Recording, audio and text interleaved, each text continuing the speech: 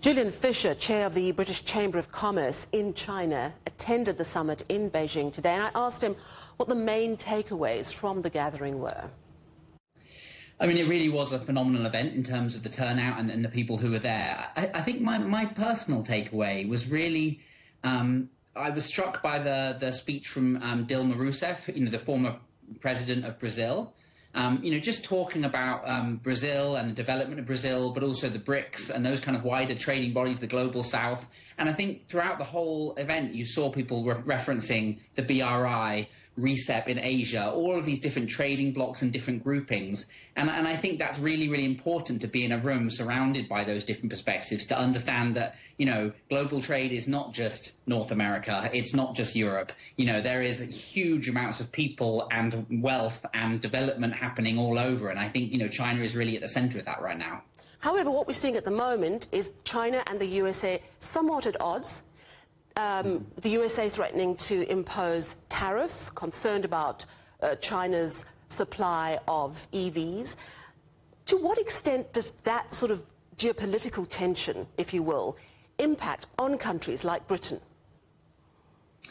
We do a sentiment survey every November, this year in our sentiment survey, the three biggest challenges for British business in China were the domestic economy in China, the global economy and geopolitics. So you can see there that it really, really has an enormous impact. And that geopolitics, is often to do with the US-China relationship. So I think it really does impact things. And I think one of the reasons these kind of meetings are quite important is just for all of us to get into a space and to talk quite openly and to understand that there is going to need to be discussion, there's going to need to be compromise, there's always going to be situations that are not going to work only in one country's favour. So I do think dialogue is the only way forward. I explained that, over 250 years ago, the British thinker Adam Smith wrote The Wealth of Nations, explaining that, we can't be protectionist, we can't operate in a mercantile way, that if we really want kind of global prosperity, we all need to trade fairly and openly with one another. So I think that was one of the key messages. And where does it go from here? I was reading about this San Francisco vision, which is to bring together Chinese and US entrepreneurs, which sounds like a great idea. Are there all sorts of initiatives like that underway to build that relationship between people doing great business in various countries?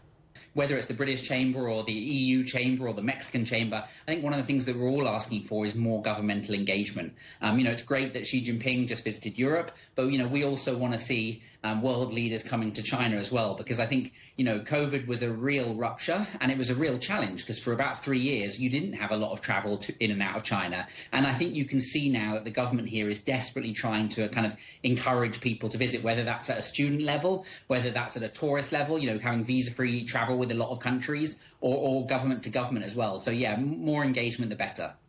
For Britain, post-Brexit, are things easier or harder at a summit like this? It's an interesting question. I think particularly today was quite interesting, because when it comes to supply chains, the UK has probably quite a different view to a lot of countries and a different set of specialities.